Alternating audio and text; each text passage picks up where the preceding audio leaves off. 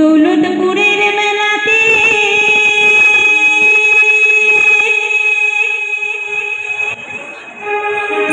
বাউল নাচে গানেতে গেলে চোখে করবি দর্শন গো সজনী। তাই কাছে না আসলে কিছুই জানা যায় না, তাই না?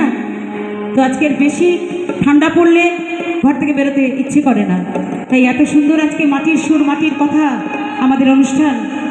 সেই শুনে যতক্ষণ এই অনুষ্ঠান যতদূর পৌঁছবে হয়তো কিছু জনসমাগম আমরা একত্রে থাকতে পারবো, আমরা একসাথে পাবো এই আশা রাখি।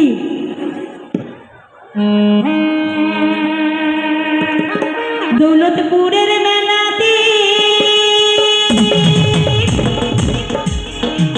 দৌলতপুরের মেলাতে বাউল নাচে গানেতে দৌলতপুরের মেলাতে বাউল নাচে গানেতে গেলে চোখে করবি দর্শন গো সজনী।